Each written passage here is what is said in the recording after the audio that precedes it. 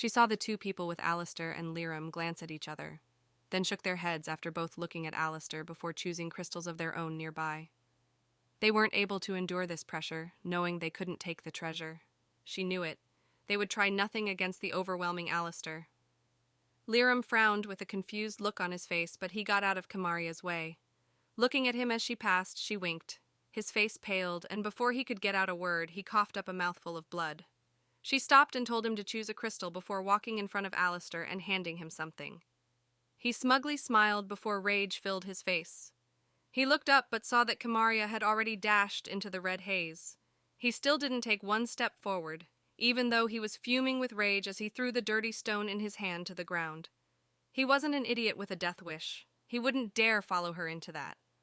Lyram, who looked back right at that moment as he touched a crystal, shouted, "Kimarya, no!"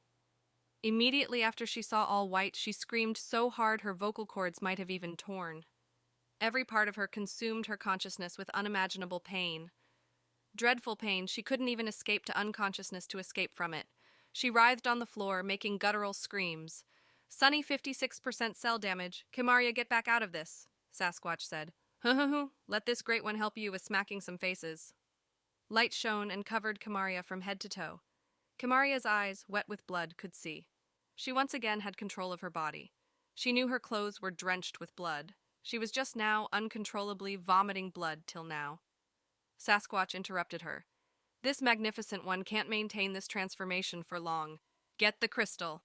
She woke up from her daze and with long strides reached the crystal. It was tiny and blood red. As she touched the crystal, everything went dark. Kimarya opened her eyes. She was in a city of stone and wood, smelled the saltiness of the ocean in the cool breeze on her face. She tried to turn her head in confusion to the scenery change, but found that she had no control of her body, as if she was an observer stuck in her own head. Kimarya stood between pillars reaching towards the sky, holding up a wooden roof. There were no walls. She saw she was high up. It seemed to be some sort of ancient temple up on a hill. She thought to herself, is this the vision the great elder shamaner mentioned? Her body moved on its own. She even heard her own voice in her head talking to Sunny about this temple. This was a very bizarre feeling, very different from when Sunny or Sasquatch take over her body. When moments like those have happened, she could always feel deep down that she could override them if she truly needed to. She kept gazing out at this temple. She saw many hieroglyphic-like inscriptions on the floor and crawling up the massive columns.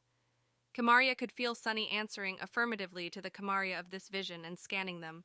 She wondered if she could communicate with them. She started yelling in her head, "Sunny, me Kimarya, Sasquatch, can any of you hear me?" Trying this over and over, but her vision self and Sunny continued doing what they were doing, completely oblivious to her many attempts. Suddenly she heard a snoring sound louder than Kimarya's and Sunny. The snoring sound suddenly stopped. How odd. You're Kimarya, yet you aren't my Kimarya. What is going on?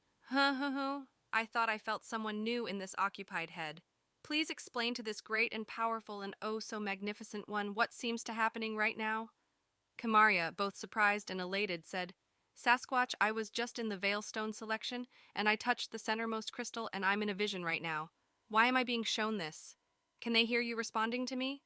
Sasquatch responded, this great one already knew this, just testing you. This magnificent and omnipotent one knows everything. No, this great one had to make some efforts to respond to you." When Kimarya heard this, she wanted to facepalm so hard, but ultimately couldn't. "Stop playing around. Please communicate with myself, and have her help her past self." Suddenly, she felt the most dreadful feeling of danger she has ever experienced, something that was completely incomparable to the hyena and murder crow. It felt like every single one of her cells was screaming.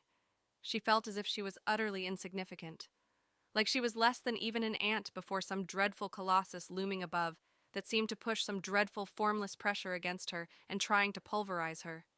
She felt completely and utterly trapped. "Sunny, run now! Dreadful existence!